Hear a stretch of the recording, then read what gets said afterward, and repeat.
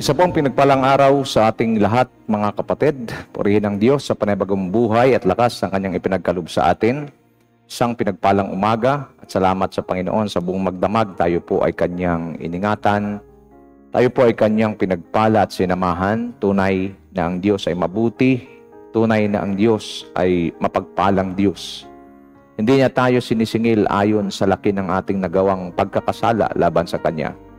Ang Kanyang pag-ibig ay walang maliw. Ang Kanyang pag-ibig ay walang katapusan para sa bawat isa, lalong-lalo na sa may takot sa Kanya. When you speak about fear of the Lord, it speaks of your high reverence, your reverence before God. Paggalang ho sa Diyos. Salamat din sa Panginoon. Every gising is a blessing. Every gising is a thanksgiving. And every gising is rejoicing in the goodness and faithfulness of God. Purihin po ang Panginoon at patuloy po na aking pong dinadalangin sa Diyos ng bawat isa sa atin, lalong-lalo po sa nalalapit na pagdating ng ating Panginoong Hesukristo. Tayo po ay lalong magpakalalim sa salita ng Panginoon, magpakalalim tayo, lalong-lalo na ho sa ating pananalangin at sa intimacy natin sa Diyos, at lalo tayong magtapat sa ating paglilingkod at pagsunod sa Panginoon. At higit sa lahat, lalo po tayong magiging masigasig sa pagdadala ng maraming kaluluwa para po maipasok natin sa kaharian ng Diyos, makilala nila ng lubusan ng Diyos bilang hari, king. Ibig sabihin ng kingship or king is ruler, Lord. Ibig sabihin ng Lord, owner. At saka pa lamang po yung Savior means Christ or Messiah, tagapagligtas. Bago po tayo magpatuloy, I would like to invite everyone, okay? I would like to invite everyone to join me in a word of prayer. Father God, in the name of Jesus, kami po una sa lahat ay nagpapasalamat sa inyong kabutihan, sa inyong pong kadakilaan sa aming buhay. Salamat po sa buong magdamag na kami po ay inyong iningatan. Ang iyong mga banal na anghel ang siyang nakapalibot at nagbabantay sa amin. Salamat sa panibagong buhay, sa panibagong lakas. Kami po'y naniniwala na ang bawat araw na kami ay inyong hinayaang mabuhay ay himala, buhat sa inyo. Tulungan niyo po kami na hindi lamang ma-enjoy kundi ma-invest ang araw-araw na buhay na inyong binigay sa amin. We truly believe, Father God, in Jesus' name, at every time we wake up in the morning, it's a miracle of life you've given us. And help us to realize that. Help us to recognize it. And most especially, help us to invest our lives effectively and efficiently so that people will partake, taste the goodness and the faithfulness of God in their lives. Salamat po, Panginoon, sa patuloy na pag-supply sa amin ng sariwang mensahe. Salamat din at pinaunawa niyo sa amin na ang tayo di lamang nabubuhay sa tinapay, kundi sa bawat salitang namumutawi sa bibig ng Diyos. The Word of God played a vital role in our lives in order for our lives to be powerful, in order for our lives to be useful and fruitful while we are here still, while we are still here on earth. Panginoon, dalangin din po namin ang lahat na may mga karamdaman sa mga sandaling ito, anumang klaseng karamdaman meron sa kanilang mga katawan. Sabi mo sa iyong salita sa Jeremias 32:27, Ako si Yahweh, ang Diyos ng lahat ng tao. Walang bagay na mahirap sa akin. Father God, in the name of Jesus, according to your word, I declare and release healing right now. In the name of Jesus, sa lahat po na mayroong mga karamdaman, maging cancer man ito, terminal illness, in the name of Jesus, be healed right now. Cancer, I command you, and we come against cancer in the name of Jesus. We come against cancer on the bone. Okay? Cancer ho sa bituka, Panginoon, sa puso, Panginoon, sakit sa puso, maging sa mga barabaran nito, we rebuke it in the name of Jesus Christ. Cancer sa dugo, in the name of Jesus Christ, we rebuke it right now in Jesus' powerful name. Those who are being oppressed by depression, spirit of depression, the spirit of envy, the spirit of corruption, Lord, in the name of Jesus, we command all these devils to flee and live the lives of your people right now in the name of Jesus Christ. And Father, yung mga panlalabo ng mata, Father God, ito akin nire-rebuke sa pangalan ng Panginoong Jesucristo. At ganoon rin, Father God, we deal right now with the spirit of unforgiveness. Right now, kayo po ang tinutukoy ng Panginoon na hanggang ngayon hindi pa nagpapatawad. This is the time that the Lord had given you a chance, a privilege that God had given you. You forgive now the person, your offenders, o yun one na nakaka-offend sa iyo. Forgive right now. Just forgive, and your life will be blessed by the Lord, because forgiveness yun ang nagiging hindrance para sa iyong breakthrough. Forgive right now. No matter how huge, how big, kaano makatindi yung damage na nagawa ng tao sa iyo, emotionally, physically, financially, just forgive right now. In the name of Jesus. God is able to restore what the devil had stolen from you, plus its interest. That's the promise of God. Remember Job? Whatever had Job lost, the Lord returned or restored it to him double. In the name of Jesus, I pray as you release forgiveness, mention the name. Mention the name of the people, those people who hurt you. Mention the name of those people who caused pain in your life. And the Lord will going to release you from the spirit of unforgiveness, and the Lord will going to bless you. Prosperity and God blessings will overflow in your life right now. Just release forgiveness right now. In the name of Jesus, we forgive, not for them, but for you. Okay? For ourselves, because we need to be set free from the spirit of unforgiveness. Yan po ang isa sa ginagawa ng demonyo para kontrolin ang buhay mo at manatili ka sa kahirapan, manatili ka sa stress, manatili ka sa isang kalalagayan na ikaw ay nagmumukhang walang blessing mula sa Diyos.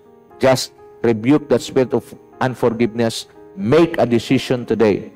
I will forgive my offenders. I will forgive the people who hurt me for God's sake, in the name of Jesus. And then the Lord will going to bless you. Come on, open your mouth.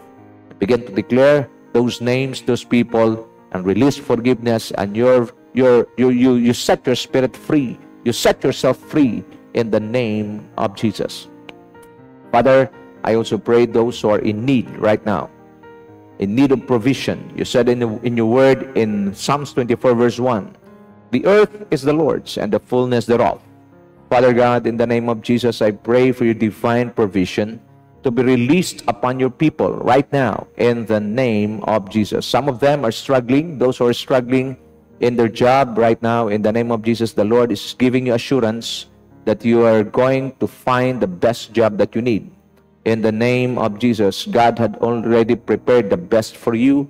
Hold on to His word. Hold on to His heart, because the heart of God never changed. The heart of God is always for His children. In the name of Jesus, I pray right now, God's provision will be released upon your life together with your family in Jesus' name. I pray the joy of the Lord, the strength of the Lord will flow like a mighty river in your life right now.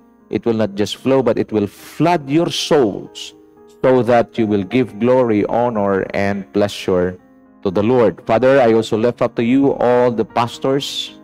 Lord, kung mayroon mang tinitira ang demonyo sa isang iglesia, maging sa syudad, Panginoon, ang mga pastoral movement, ito'y walang iba kundi ang mga pastor mismo. We pray, Father God, for your divine presence to be upon the lives of your ministers, pastors, together with their families and congregations.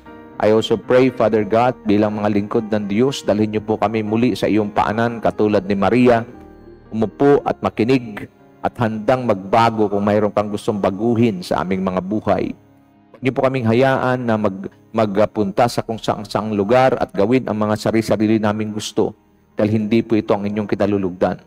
Lord, our experiences, the longevity of our stay as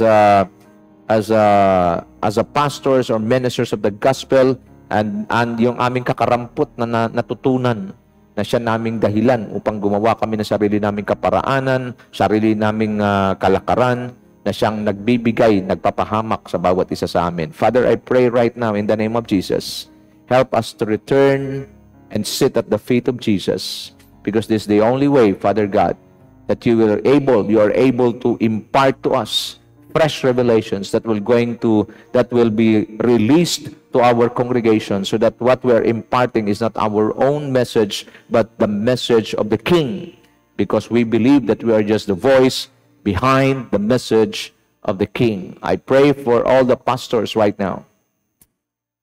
Restore us, Father God, to our first love. Restore us, Father God, to our original call.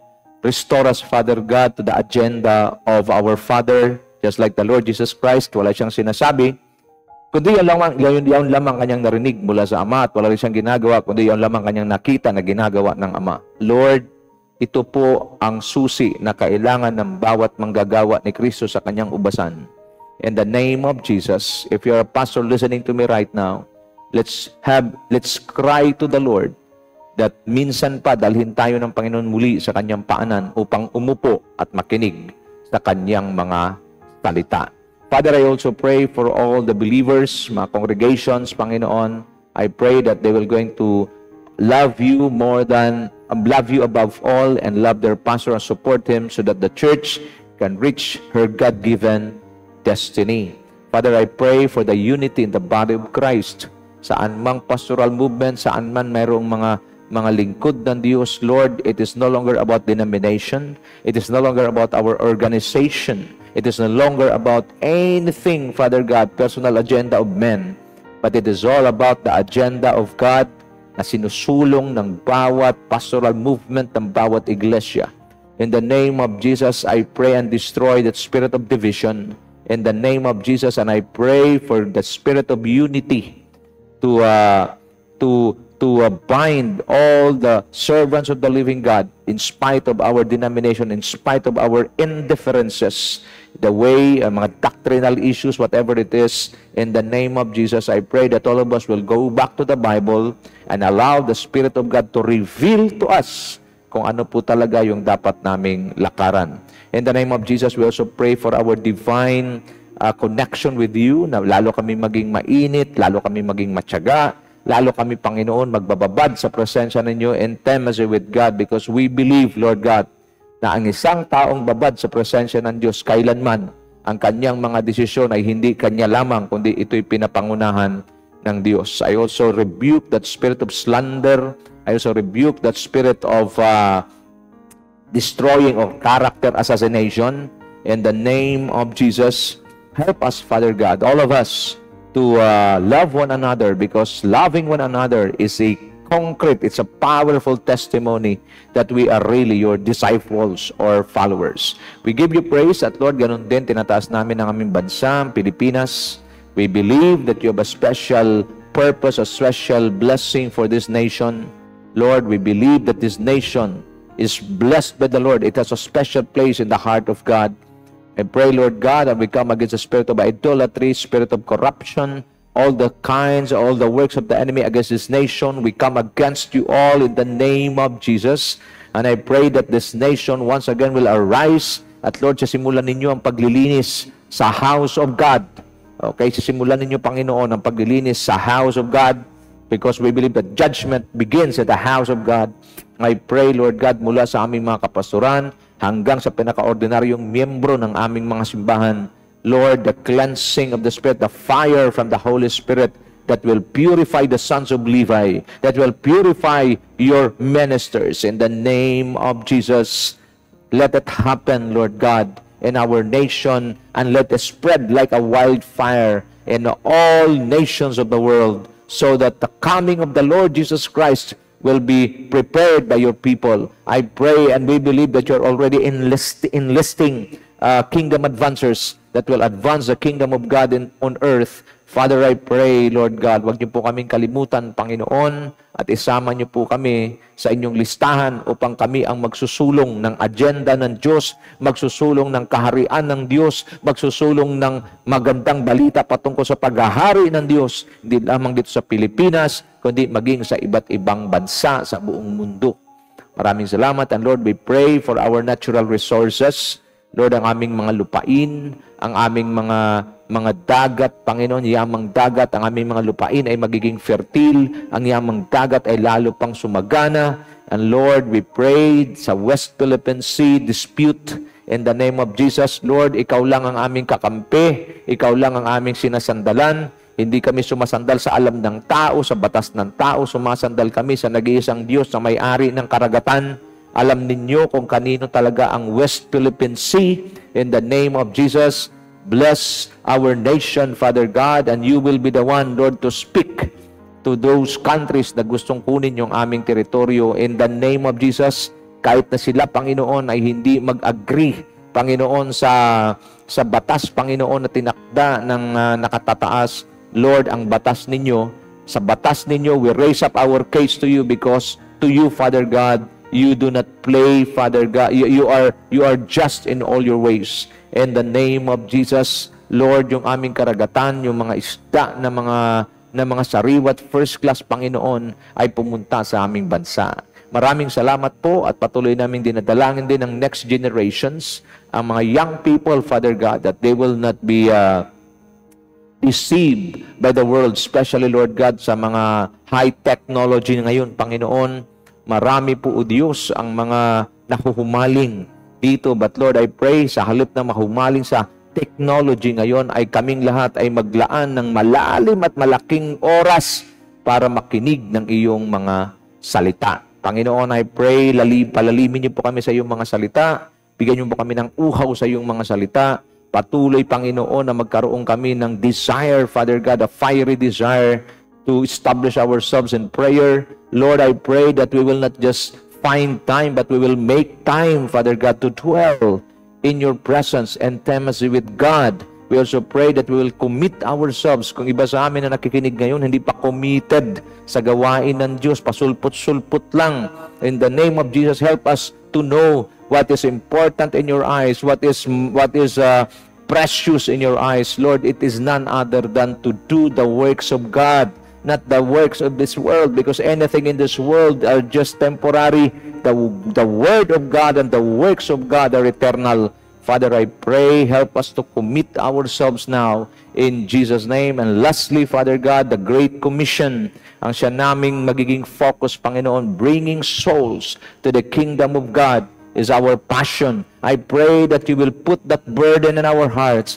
Lord, give us a burden for the lost, so that every time we look at people who do not yet receive, who don't have Christ in their lives, I will pray, Father God, na hindi kami mapakali, kundi sharean namin sila, anuman ang kanilang kalalagayan, anuman ang kanilang antas sa lipunan, maging Pilipino man o foreigners, Lord, it doesn't matter to us as long as he or she is a human being, we will share the gospel of the kingdom to them. And Father, I pray sa bawat ministeryo, Panginoon, ng iyong mga anak. I pray, Lord God, that we will not compare our success with each other, but Father God, we will rejoice to the success of our brethren. I also pray, as we continue, Father God, to study your word, we pray that you will pour out your blessings, your favor, the wisdom, the knowledge, and the understanding of your word. I pray also for your anointing and power, that your word will penetrate like a double-edged sword into our spirit. I also pray in the name of Jesus, patuloy po ang antas ng aming edukasyon, Panginoon. At I pray na mga teachers, iyo pong i-bless, Father God, na sila'y magtuturo, Panginoon, with high quality, so that our students, Father God, our next generations will be raised up as powerful, brilliant students, Father God, that will change the world. We also pray, Lord God, yung aming mga workers, Panginoon, Lord, and yung aming economy. Lord, we believe that the Philippines, Father God, is rich in natural resources. Help us to maximize the natural resources that you've given us. And I pray for our President right now, Lord God, that you will surround him, Lord, with people who are lovers of God and lovers of His Word, so that He will reign and govern this nation according to the Word of God. The Vice Presidents, the Senators, the Congressmen, Mayors, Governors, even at the barangay level, especially this coming election, barangay election, I pray and I rebuke the spirit of death. I rebuke the deception in the name of Jesus. I pray for a clean and honest election in the name of Jesus, and every candidates are willing to accept defeat or willing to rejoice and celebrate those who win in the name of Jesus. No murders, no chaos in the name of Jesus, and I declare and station angels, especially those who are in those hot spots places during election time. In the name of Jesus, the angels of the Lord will going to be there to maintain order, peace and order in the name of Jesus. Maraming salamat po. Come on, open your mouth and begin to declare, receive your healing, receive your provisions, receive your miracles, receive your breakthrough in the spirit, even in your finances, even in your physical healings, physical life, good and good health, long and satisfying life. I declare in the name of Jesus. And Lord, as we study your word from the beginning until the end, continue to speak to us in the name of Jesus. Amen and amen and amen. Palakpakan natin ang Panginoon. Glory to God. I just see the word in the spirit, promotion. Okay, when you speak about promotion, it's not just pertaining to your work, but also promotion in the spirit. There will be promotion also in your job. Maybe there is a promotion in every aspect of your life. Ano? Kahit po sa iyong growth, iyong maturity, may promotion din po yan, maturity in the spirit. So, I just see, pagkatapos natin mag-pray, I just see in the spirit that word promotion. Okay? So, mayroon pong promotion na bago ka i-promote ng Panginoon, dadaan ka muna sa mga difficulties, dadaan ka muna sa mga matinding challenges sa buhay mo. Why? Because your promotion requires preparation. So, napapansin niyo, catch the revelation now. Pag i-allow ka ng Diyos na dumaan sa shaking ng buhay mo, dadaan ka ng Diyos, inalaw ka dumaan sa difficulties, inalaw ka dumaan sa mga challenges, get ready. Because God is preparing your character for your promotion. Because God will never promote someone who is not prepared. Okay? Preparation always leads you to your promotion. So kung sino man po sa inyo ang nakarinig nito at alam ninyong kayo ang pinapatungkulan ng Diyos, tanggapin po ninyo ang kapahayagang ito. Now, we are in the continuation of our study entitled Possessing an Active and Effective Prayer. Napakalaga ho na ang pananalangin natin ay aktibo. Pag sabing aktibo, buhay na buhay, at hindi lamang aktibo, kundi epektibo rin. At mayroon pong mga prinsipyo dito na dapat nating matutunan. So, as a sort of review, mabilis lang po. Okay, what is prayer? So, simple ho. Prayer is simply talking with God. It is the most basic expression of our faith. When you say that you have faith in Christ, so prayer should be a part of your life. Wala pong Kristiyano na hindi po mapanalanginin o nananalangin. Ano pa? It is the breath of our spiritual life. So, ibig sabihin, ang prayer ay inahantulad ho sa paghinga. Isang indication sa isang tao na siya'y buhay kung siya po'y humihinga. Kahit naman ho sa mga aksidente, ang una pong chinecheck kaagad ng mga first aiders. Pag dumating ho ang mga nagpe-first aid, ang una nilang chinecheck pulso, ang una nilang chinecheck yung pong paghinga. Because breathing is an indication of life. So same thing, in the spirit, prayer. A prayerful Christian is a powerful Christian, and a prayerless Christian is a powerless Christian. What else? Prayer is our lifeline to God. Every time we pray, we are connecting our spirit to heaven. We're connecting our spirit to the Spirit of God. So, as Christians, prayer is keeping oneself connected with God. So, every time we pray, we connect ourselves to God. And every time na continuous po yung prayer natin, yung connection natin sa Diyos ay continuous then. Ang sabi ito, when prayer becomes your habit, miracles become your lifestyle. Jesus Christ demonstrated this powerful pattern on earth. Tuwing siya po'y matatapos mangaral sa buong maghapon, minsan inaabot siya ng gabi, umaakyat siya sa bundok mag-isa, at siya po ay nananalangin doon overnight. And true enough, yan po ang kanyang charging station. Doon po siya nagre-recharge. Okay, pagkatapos siyang mag-release ng mga kapangyarihan, magpalayas ng demonyo, magpagaling ng mga may sakit, kahit mga patay kanyang binubuhay, siya po yung maakyat doon sa bundok at doon po nagkakaroon ng intimacy with God, na nanalangin sa Diyos, magdamag, yan ang banggit ng Bible, magdamag, overnight prayer. Pagbaba niya mula sa bundok, ready na naman siya to fight, ready naman siya na i-demonstrate ang signs, wonders, miracles, and healings buhat sa Panginoon. Kaya ang sabi po rito, kung ang pananalangin ay nagiging habit na natin, pag sabing habit po, usual, lifestyle na natin o palagi na natin ginagawa, maging ang mga himala ay magiging pangkaraniwan na lamang sa ating araw-araw na pamumuhay. Ano pa? Prayer is the most important conversation of your day. Never begin your day without talking first to God.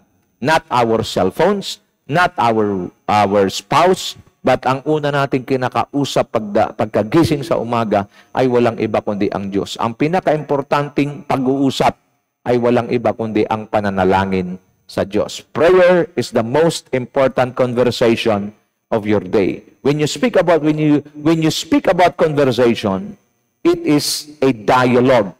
It's not a monologue. Karamihan sa mga nananalangin, monologue. Tayo lang ang nakikipag-usap sa Diyos at hindi natin binigyan ng Diyos ng pagkakataon na makapangusap din sa atin. And this is the problem. Why? Because bago pa tayo lumapit sa Panginoon, alam na ng Diyos ang ating pangailangan. Kung alam naman pala ng Diyos ang ating pangailangan, ba't pa tayo kailangan lumapit at manalangin? Kaya ka nga lumapit sa panalangin because another meaning of the word prayer, it is listening to God. I've explained it before, but the Lord impressed it in my spirit. When Moses went to the mountain of God, it was God who did the talking. You search the scripture. Diyos ang nagsasalita. Si Moses hindi.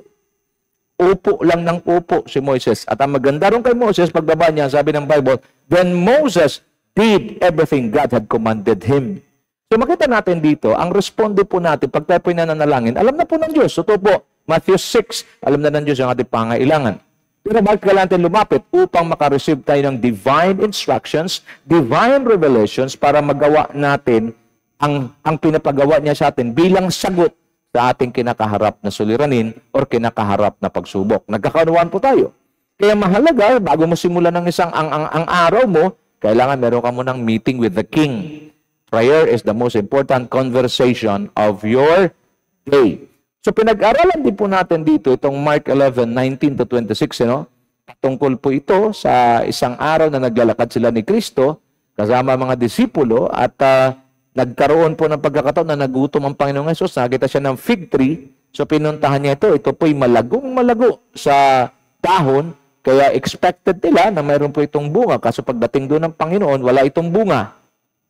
At sinabi ng Panginoon, mula ngayon, wala na makakain ng bunga mo.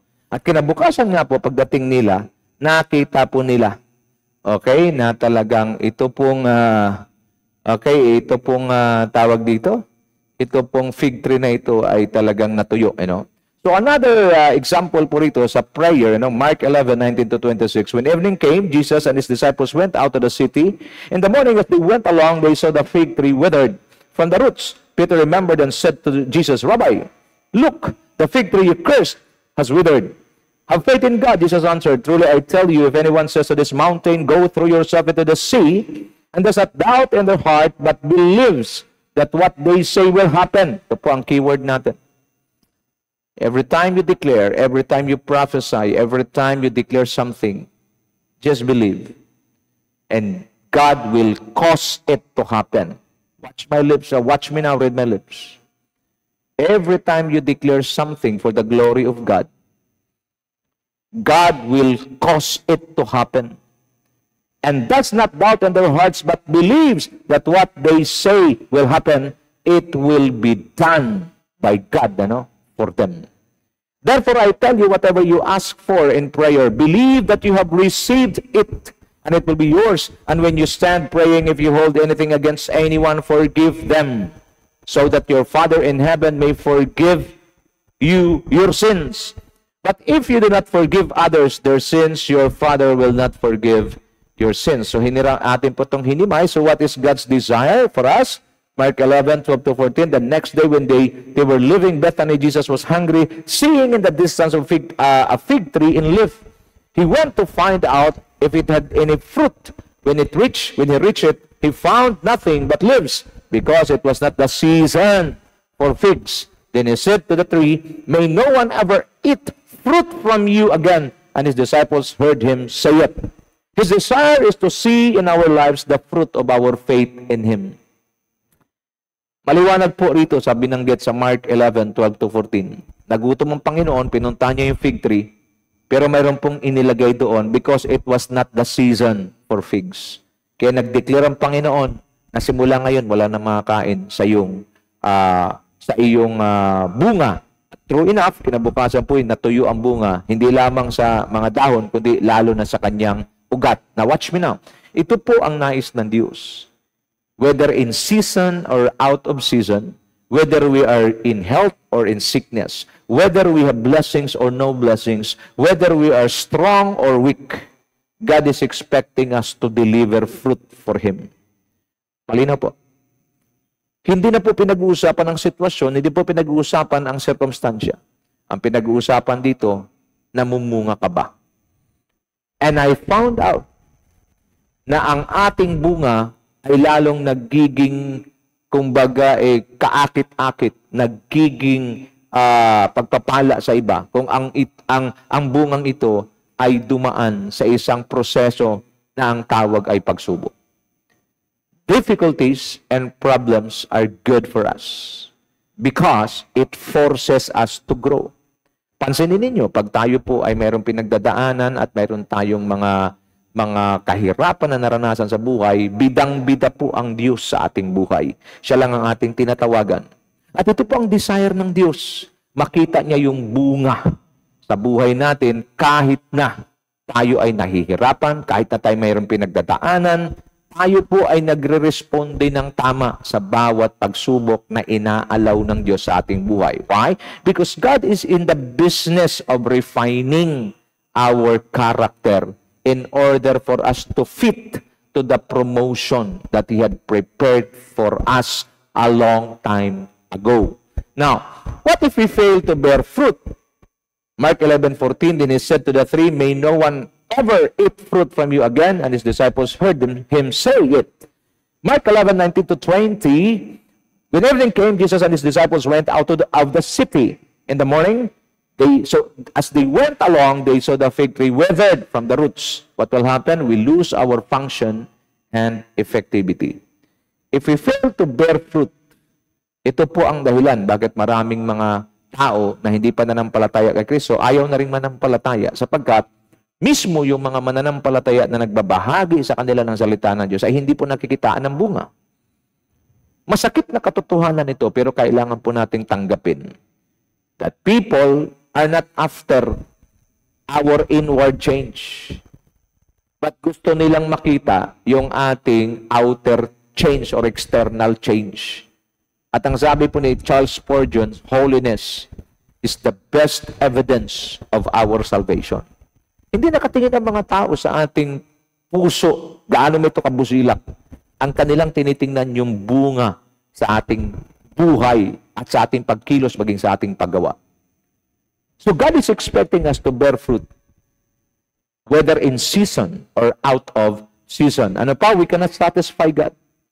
A person who is not living a fruitful life, yung ginawa ni Kristo sa krus ng Kalbaryo, hindi niya nasuklian ng isang matapat na paglilingkod sa Panginoon, matapat na pagpatotoo ng kabutihan ng Diyos, magbabago ng Diyos sa kanyang buhay, hindi natin masasatisfy ang Diyos. If we fail to bear fruit, and God will abort our assignment. Katulad po ng fig tree na ito, ang kanyang assignment ay magbunga para pag sino mang nangangailangan at nagugutom, ito ay pwedeng makakain sa kanyang bunga. But sad to say, dahil hindi nga siya naging mabunga, ang ginawa ng Diyos, inabort yung assignment niya. Kinabukasan mismo, nag-take effect yung sinabi ng Panginoon na tuyo po ang fig tree hanggang sa kanyang ugat. Bagay po na dapat nating pakatandaan. Kung tayo po'y tinawag ng Diyos bilang kanyang mga anak, pinili po tayo. Watch me now. John 16:15. You did not choose me, but I chose you to bear fruit that will last, mga kapatid. Ang pagkatawag po sa atin ng Diyos at pagkapili sa atin ng Panginoong Hesus bilang kanyang mga anak ng Diyos, tayo po ay pinili upang mamunga ng sagana at ang bunga natin ay mananatili, makikita ng lahat ng tao ang kabutihan, kadakilaan, katapatan ng Diyos sa ating buhay. Pag hindi po natin ito ma-manifest at hindi makita ng mga tao, then God Himself will be the one to abort our God-given assignment. Kung kayo po'y nakikinig sa akin ngayon, and you are not mindful of your relationship with God, I strongly believe this is the best time for us na magbalik loob sa Diyos. Ulitin ko yung aking panalangin kanina. I sense in my spirit the urgency of once again sit at the feet of Jesus, just like Mary. Sabi ng Panginoon kay Martha, sabi ni Martha, Lord, sabihin mo naman sa aking kapatid na si Maria, tulungan naman ako, hirap na ako rito. Ano sabi ni Lord? Martha, Martha, masyado kang abala. Ginawa ni Maria at pinili ni Maria ang isa sa pinakamahalaga. Actually, isa lang ang mahalaga at yan po yung umupo, makinig sa paanan ni Kristo upang matanggap natin ang sariwang kapahayagan na siya namang magiging gabay natin sa araw-araw nating pamumuhay. Mga kapatid, maaaring kayo po nakikinig sa akin ngayon, busy-busy kayo sa ministeryo. Hindi po masama yan. Tawag ko dyan, good. But it's not the best in the eyes of God. When you speak about ministry and intimacy, ministry is good, but intimacy with God is the best. Why? Because the moment you minister, you're giving something. But the moment you have intimacy, you're partaking powerful things, powerful revelations from God. I hope and pray na ito po ay malinaw at maliwanag na maliwanag po sa bawat isa sa atin, so that our assignment will not be aborted by God Himself. Now, first revelation about faith, Mark 11:23. Truly I tell you, if anyone says to this mountain, throw yourself into the sea, and does not doubt in their heart, but believes that what they say will happen, it will be done for them.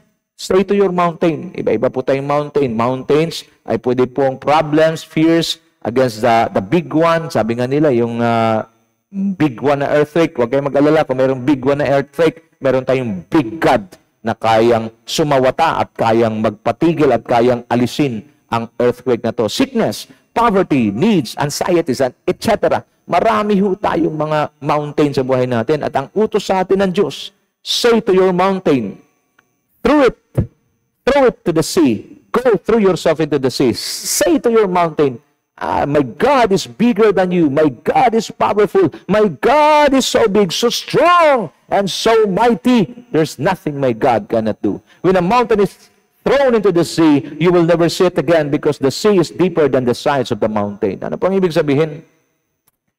Say to your mountain, go and disappear out of my sight, never to come back again. The right attitude is not to doubt. Do not doubt, because God's response is, it will be done for them.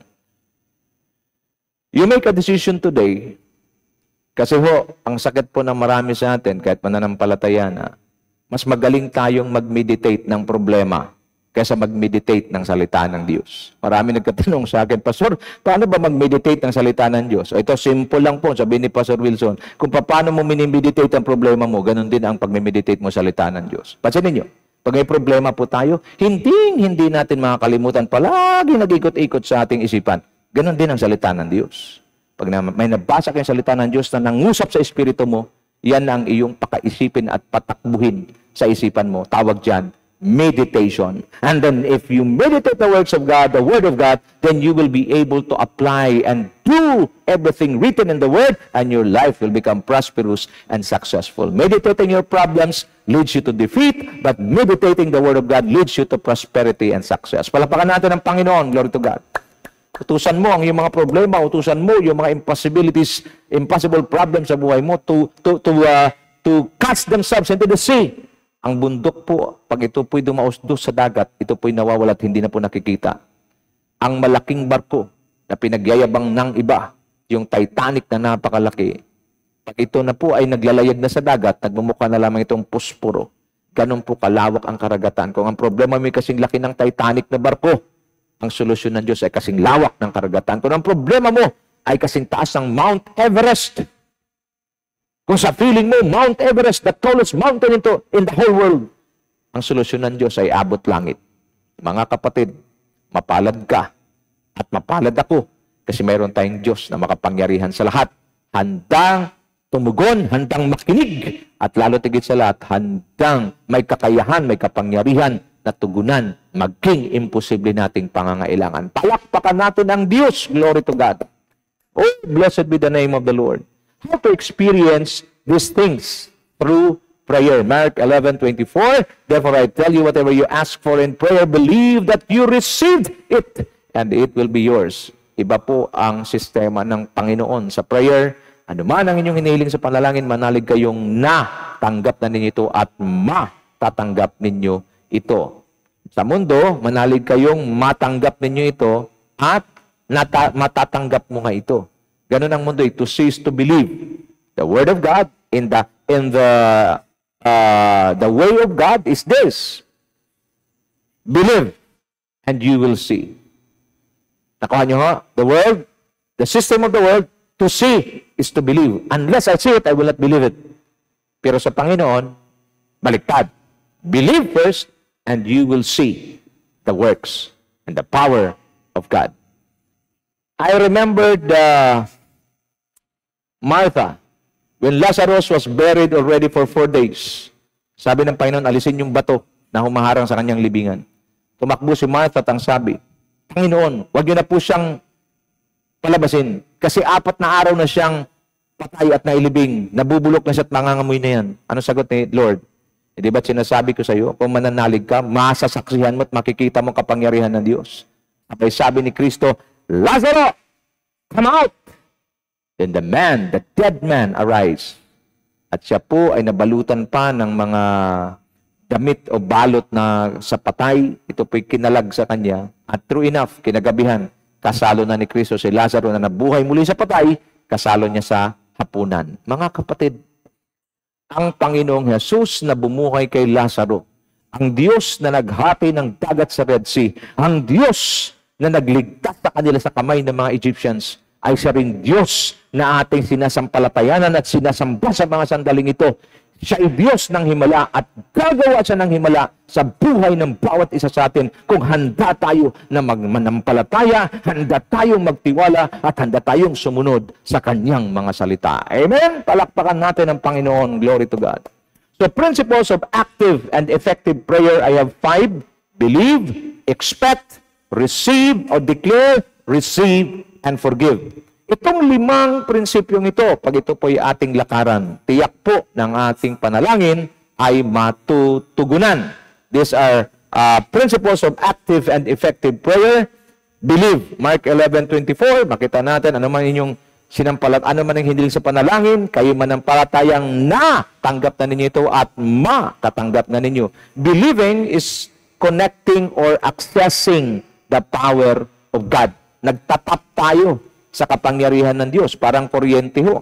Pag nais mong mayroong kuryenteng dumaloy, itap mo yung wire mo doon sa main source. Ganon din, kung gusto mo ang iyong pananampalataya ay magiging mabunga, ang iyong pananampalataya magiging epektibo, ang iyong pananampalataya magiging aktibo, itap mo ito, i-connect mo ito sa kapangyarihan ng Diyos.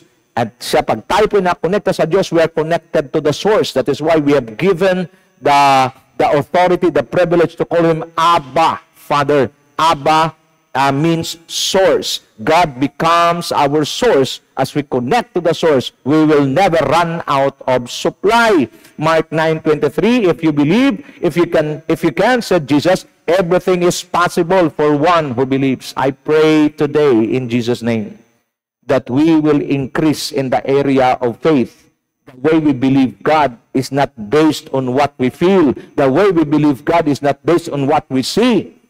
Because sabi ng Panginoon sa Matthew 19:26, what is impossible to man is possible with God, for nothing is impossible with God. This time, the God of impossibilities, the Lord Jesus Christ Himself says, if you can, said Jesus, everything is possible for one who believes. That is why ang demonyo nagpakahirap, nagtiyaga, na magtanim ng pagdududa sa isipan mo. Ang salitang pananampalataya ay hindi hanggat kaya niya gawin niyang malabo sa pagkaunawa mo. But today, the Lord is so gracious to all of us. He had given us the opportunity and privilege to listen to His Word. Faith in God. Your faith is a governing faith. Your faith can move mountains. Your faith can heal the sick. Because nothing is impossible to those who believe. Question: are you ready to believe in the promises of God? If you do so, then nothing will be impossible for you. Convinced of His ability and power. The moment you believe, you are convinced of His ability and power. Jeremiah 32 verse 27, ako si Yahweh, ang Diyos ng lahat ng tao. Walang bagay na mahirap para sa akin. Purihin ang Panginoon. Maaari ba nating palakpakan ng Diyos? Pag sinasabing ikay sumampalataya, kumbinsido ka sa kanyang abilidad at sa kanyang kapangyarihan na walang bagay na mahirap para sa Diyos. Ano po ang inyong kalalagayan ngayon? Ano po ang matagal na ninyong hinihiling sa Diyos? Ano po ang nais ninyong maranasan buhat sa Diyos? Ano po ang nais ninyong maranasan sa inyong relasyon sa Diyos? Ano po ang nais ninyong marating habang kayo narito sa lupa? Kung kayo po mayroon ng sagot, nais ko lang pong sabihin, manalig po kayo at manampalataya. Dahil ang Diyos na ating sinampalatayanan, walang bagay na mahirap para sa Kanya. Sold out ka. Sold out that He will answer our prayers. Jeremiah 33 verse 3, call to me and I will answer you and tell you great and unsearchable things you do not know. God is willing to answer all our prayers. Our God is alive. He is not dead. Ang Diyos natin ay buhay, nakakarinig. Hindi lamang siya nakakarinig, sumasagot, tumutugon at kumikilos para tuparin ang kanyang mga pangako sa atin. Ang bawat panalangin na ating inihiling sa kanya, ito kanyang tinutugon. Ano pa po? Pag sinasabing you believe in God, whatever God's answers to us is always for our good. Romans 8:28, and we know that in all things God works for the good of those who love Him, who have been called according to His purpose. Sumampalataya tayo at nanampalataya na anuman ang sagot at tugon ng Panginoon sa ating mga panalangin. Whether ito man ay sang-ayon sa gusto natin o hindi, kaya ng Diyos gawin na pag lakip-lakipin ang lahat ng bagay para sa ating ikabubuti. Principles of active and effective prayer, letter B, expect. Start expecting good things and blessings from God. Hebrews 11:1, now faith is the assurance things hoped for, the conviction of things not seen. Okay lang po mag-expect. Huwag lang sa tao, kasi ang tao po hindi po maasahan. Wala po isang salita. Nais yun ang versikulo, Bilang 23:19, ang Diyos ay hindi sinungaling katulad ng tao.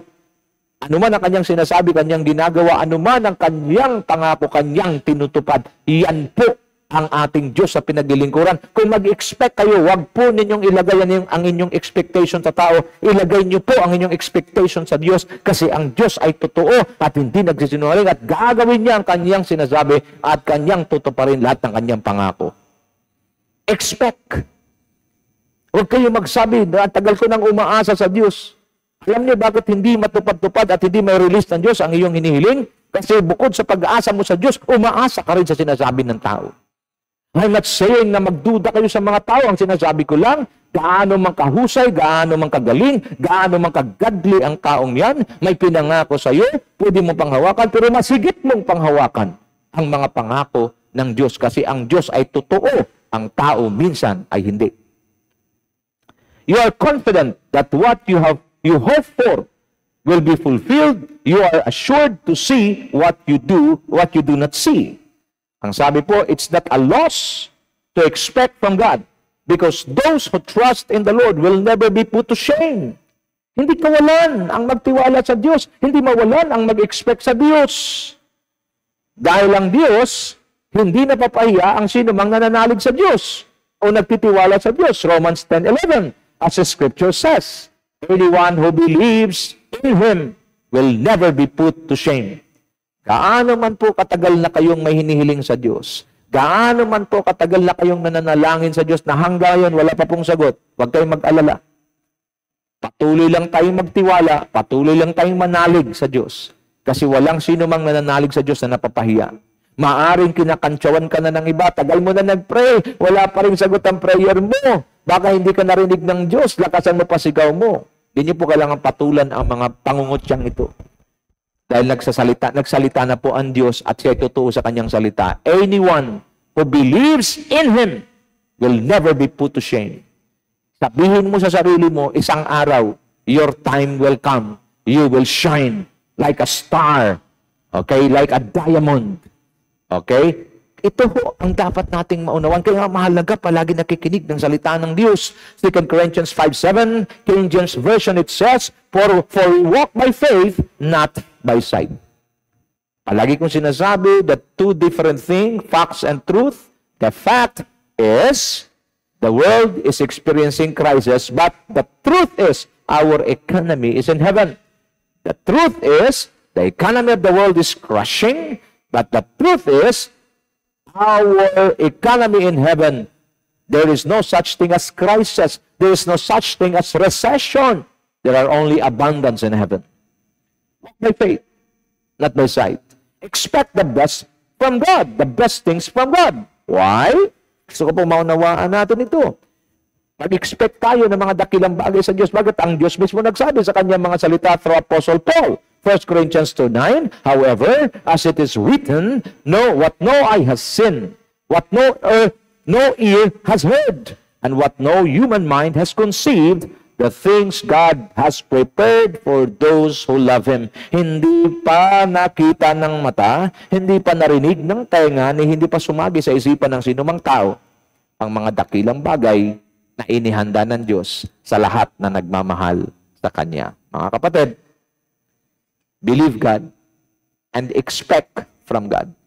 Kung ang expectation mo sa Diyos noon, kung ating i-scale, i-rate natin yung scale 1 to 10, nasa 6, at tagal mo nang naghintay, wala pang tugon ng Diyos, baka kailangan mong itaas yan.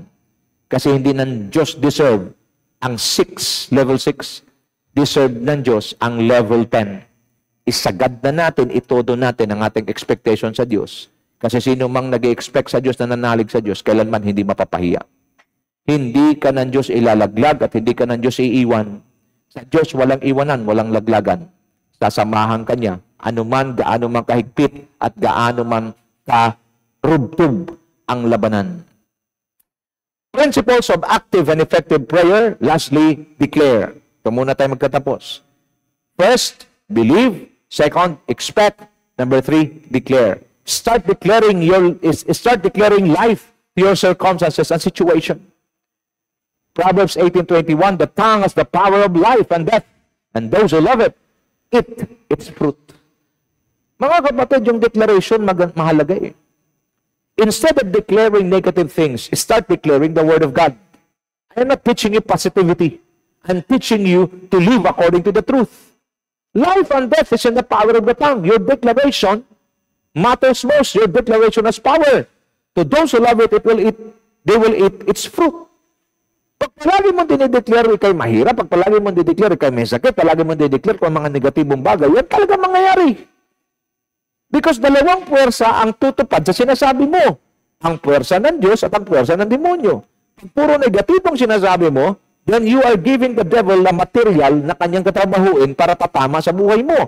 Kaya nga pala sila, wala kang pera palagi. Di wala kang pera talaga. Pero pag sinasabi mo, ang pagpapala ng Diyos ay darating, ang kalakasan mula sa Diyos ay darating, bubuksan ng Diyos ang langit para sa akin, dahil ako'y anak ng Diyos, ako'y anak ng hari, tiyak ako'y pagpapalain ng aking Diyos na Ama na sa langit, siyang may-ari ng lahat ng bagay, at ang lahat ng meron siya ay akin, at pinagkatiwala niya na sa akin, ako'y yayaman upang ako'y tutulong sa marami, para marami din na makapasok sa kaharian ng Diyos. Pag itong iyong deklarasyon, ikaw din ang makakatikim sa lahat ng iyong mga dinideklara.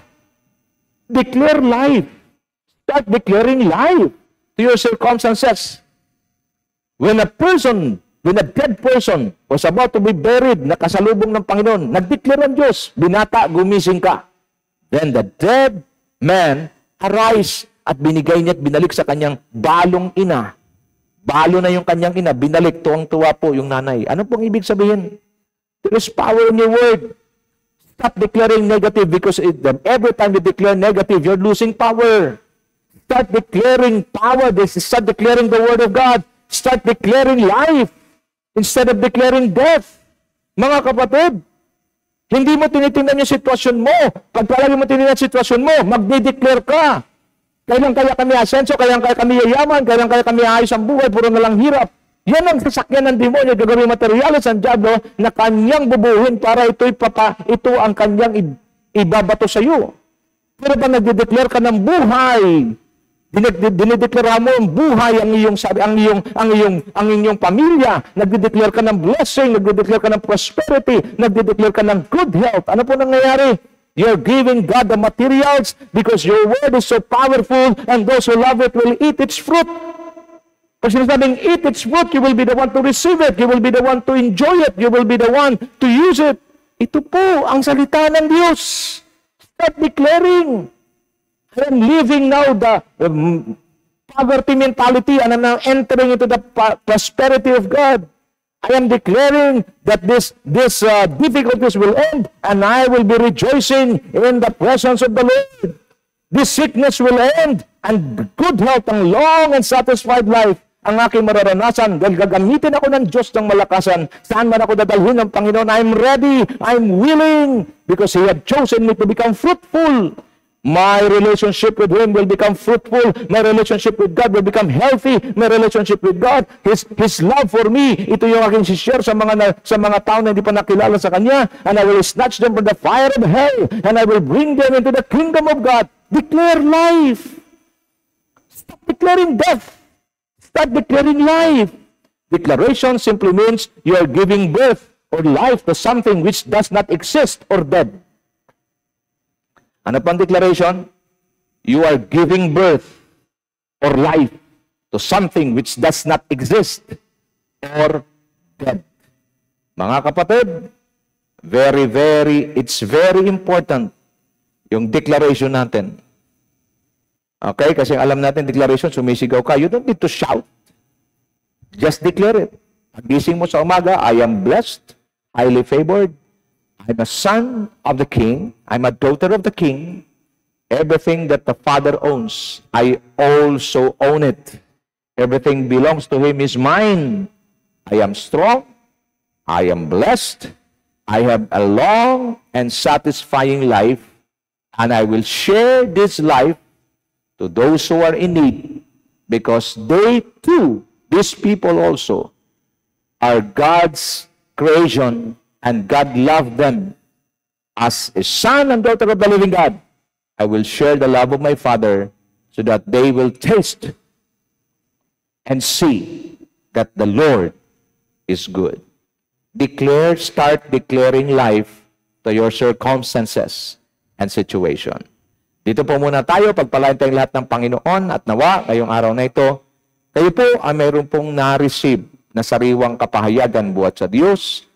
Una, manalig tayo sa Diyos, walang pag-alinlangan, dahil ang sabi ng Panginoong Jesus mismo, walang imposible sa sino mang nananalig at wala pong nananalig sa Diyos na napapahiya. Pangalawa, expect. Don't expect God on a certain level.